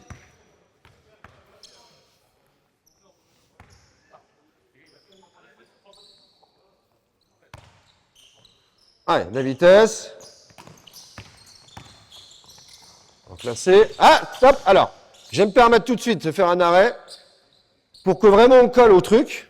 Alors, c'est pas mauvais, hein. On va y revenir après. Alors, vous voyez ce que je vais faire là, pour ça peut vous intéresser. Au début, par exemple, là, c'est une équipe que je ne connais pas. Ce qu'il a fait, est-ce que c'est si terrible que ça? Non.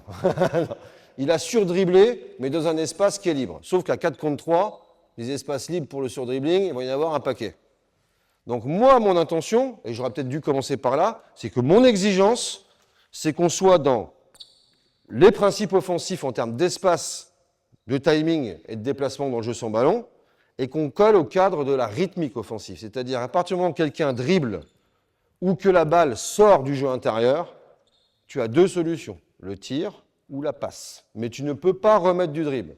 Parce qu'à 5 contre 5, les gens vont venir stunter. Et après, derrière, ça va être stunt. Le ballon, il va être sur un quart de terrain. Et il va y avoir perte de balle, tir pourri ou tir dans l'urgence. Voilà. Allez, go. C'est parti. Allez, go. Parti. Très bien. Très bien. Pourquoi pas. Pourquoi pas. Voilà. Oui. Oui. Oui. Oui. Très bien. Très bien. Très bien. Se mettre dans les espaces. Oui. Bingo. Ouais, très bien ça. Très très bien ça. Très très bien. Allez. Ouais. C'est plutôt pas mal, hein. En l'espace de 3 situations, c'est des bons joueurs. Mais surtout, ils comprennent bien le principe.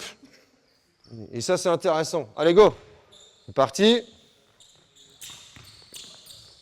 Ok.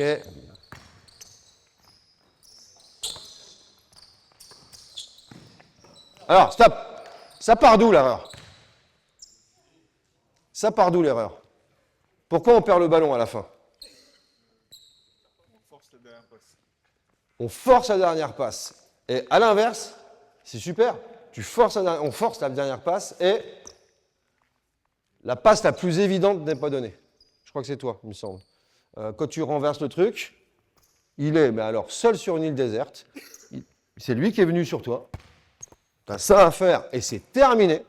Et on recherche à remettre le ballon dans une zone où il y a 3 défenseurs. Alors que tu as quelqu'un qui est solo. Je vous l'ai dit, on fait courir la défense et on rigole quand ils courent. Faites-les courir. Là, ils sont même pas essoufflés. Allez, go. C'est parti. Très bien, très bien, très bien, très bien. Très bien, voilà. Eh ouais, voilà, super ça. Très, très bien. De la simplicité va venir l'efficacité. C'est ça qu'il faut comprendre au basket. Plus c'est simple, mieux c'est en fait. Allez. Très bien. Très bien, pourquoi pas? Pourquoi pas? Mettre le ballon, oui, oui, oui, oui, très bien, même si c'est... Ok. Voilà, et je préfère de la gourmandise de passe à la gourmandise de tir. Là, il aurait pu tirer, tu as un compte 0 sous le cercle, c'est ce qu'on recherchait. Mais bon, ça se corrige plus facilement, ça. Allez.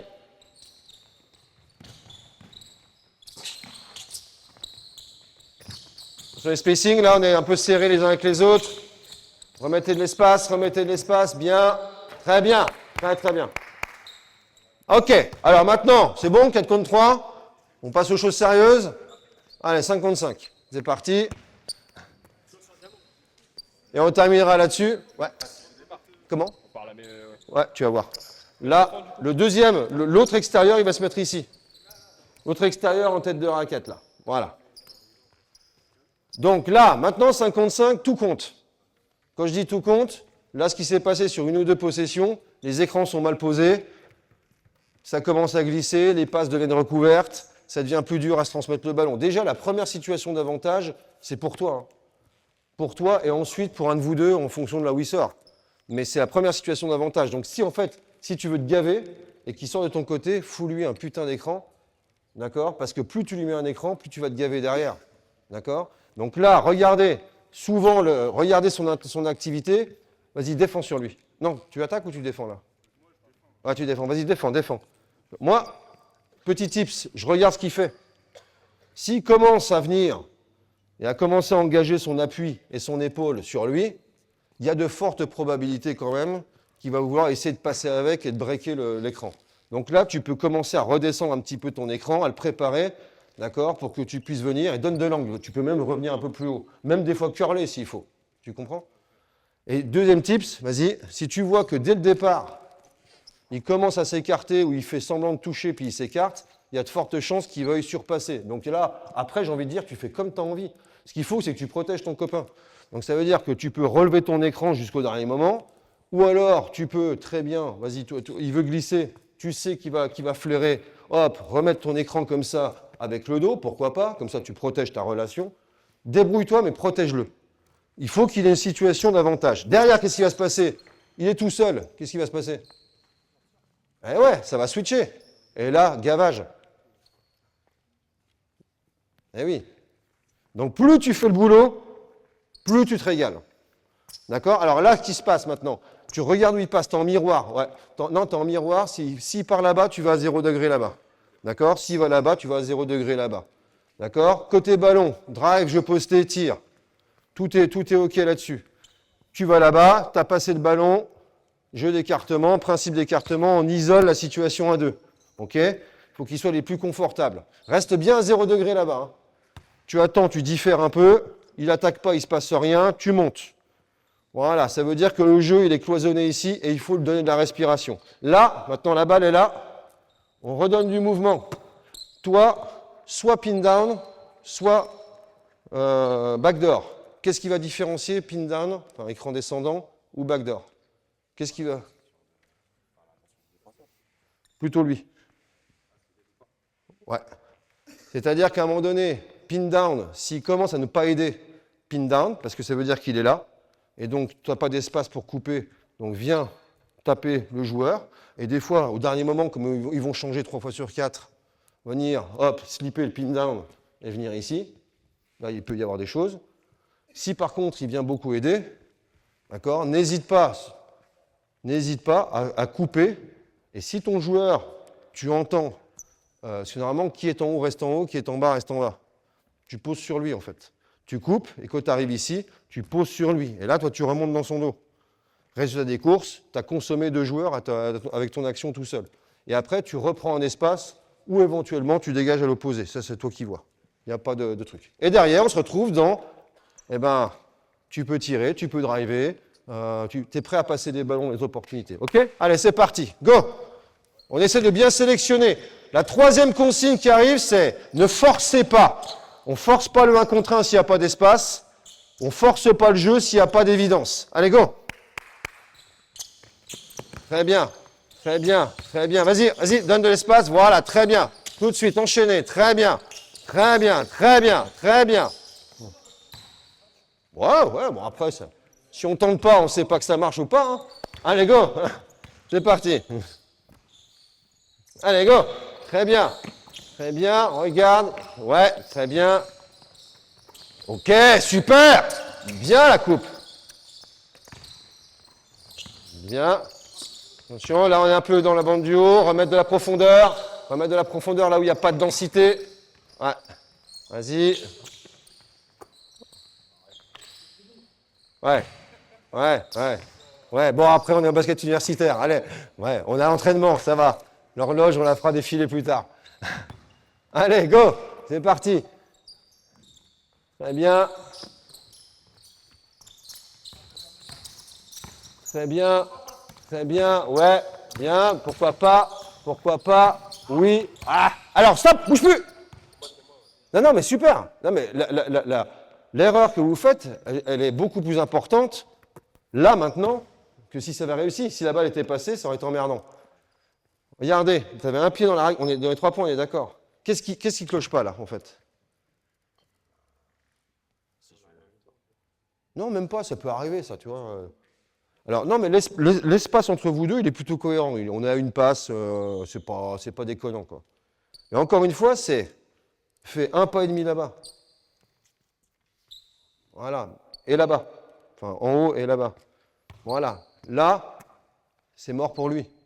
Parce que là, vous lui donnez le goût, vous lui donnez la pensée qu'il peut intercepter. Et il peut l'intercepter. En faisant 1 pas et demi, c'est pas coûteux, c'est pas grand-chose. Il va avoir la même impression, sauf qu'il va se jeter. 3 fois sur 4, il se jette. Et parce qu'il se jette, il ne l'aura pas cette fois-ci. Et là, par contre, voilà, maintenant, ton pas et demi, c'est fixation, création, easy. OK? Allez, go. Dernière.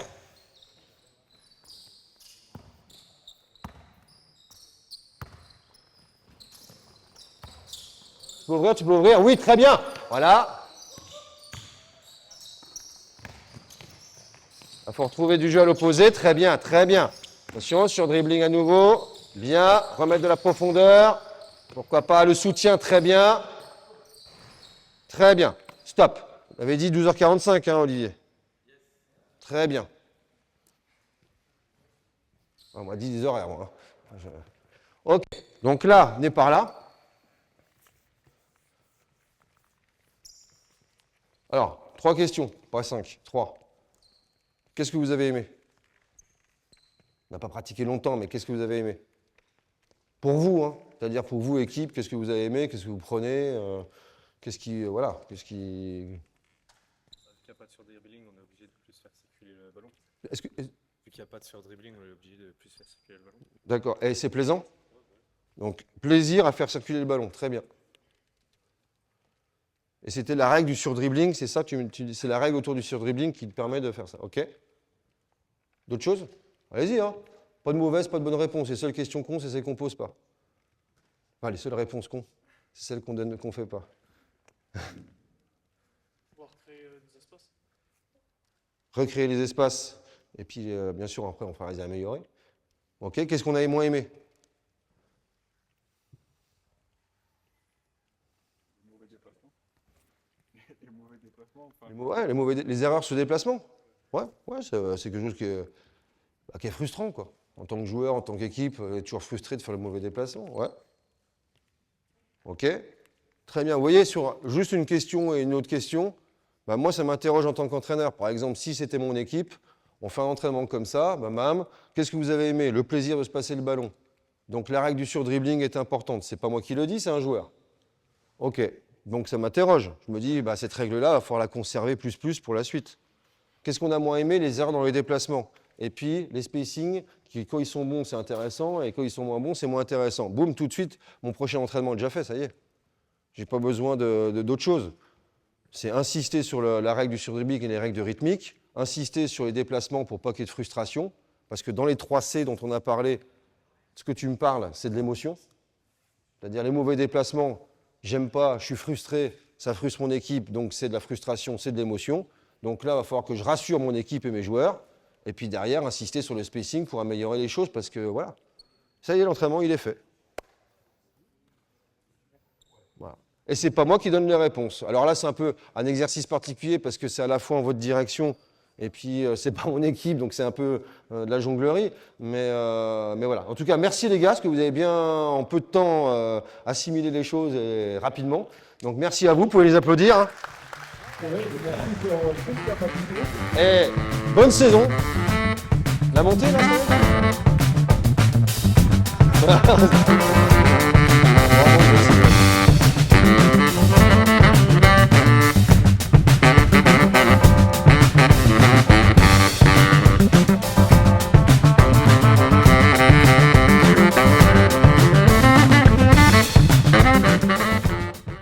Alors, juste encore un petit tips, enfin un petit tips que j'explore encore, parce que je ne suis pas spécialiste du sommeil. Enfin, j'aime bien dormir, mais je ne suis pas spécialiste.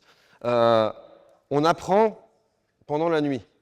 On apprend quand on dort, et on se réveille moins con que quand on se couche. Par exemple, moi, avec le Pôle France, je répartis, vous savez, j'utilise la vidéo. Donc au Pôle France, elles ont des DS qui sont assez chargées le mercredi après-midi. Donc le lundi, mardi, mercredi, j'essaie de ne pas alourdir leur emploi du temps cérébral. Donc je fais des petits feedbacks, des petits trucs à droite, à gauche et compagnie, en plus des entraînements. Mais bon, voilà. Et le mercredi après-midi, elles sont stressées, souvent, pour leur DS. Par contre, le jeudi, vendredi, on joue le samedi. Le jeudi, vendredi, là, le jeudi, souvent, c'est la journée du feedback individuel. Et le jeudi soir, je leur donne le match du week-end de notre adversaire, que je ne regarde pas. Moi, je ne scoute pas l'adversaire en saison. Je ne le scoute pas, c'est les joueuses qui le scoutent. Et je leur demande sur une petite grille de lecture de dire c'est quoi le style de l'équipe en attaque, en défense, les joueuses qui vous semblent être les joueuses majeures, leur spécificité, voilà. Et si déjà ces 4 grandes réponses-là, ça suffit, quoi. C'est déjà pas mal. Et donc le jeudi soir, souvent, comme elles n'ont plus de DS, elles n'ont qu'une petite demi-journée de travail le lendemain, elles se regardent le match ensemble, à l'internat, et puis elles se font leur travail. Le lendemain, donc pendant la nuit du jeudi au vendredi, elles ont fait leur travail et puis c'est elles qui font le rapport de scouting. Il y a une joueuse différente chaque semaine qui me fait son rapport devant les autres. Et puis nous, avec le coach, avec l'assistant, on fait, nous, notre retour collectif et individuel, mais plutôt collectif le vendredi, sur le match de la semaine précédente. Qu'est-ce qui a été, qu'est-ce qui n'a pas été, qu'est-ce qu'on a travaillé cette semaine, comment ça s'est passé, blabla, analyse, machin et tout ça. Donc le jeudi, le vendredi, elles s'endorment avec les images de l'équipe adverse. Le lendemain, on recentre le focus sur nous. Vidéo, plan de match, blabla, blabla. Elles vont dormir, puisqu'on fait toujours le plan de match la veille, jamais le jour même. Et puis le lendemain, normalement, si elles ont à peu près dormi, elles ont la nuit du jeudi et la nuit du samedi pour avoir traité toute cette somme d'informations. Et puis elles arrivent, elles sont plutôt de manière globale, sauf qu'elles sont cuites ou c'est des gamines de 16 ans ou pas là-dessus, c'est plutôt pas mal. Voilà. Donc le pouvoir de la nuit.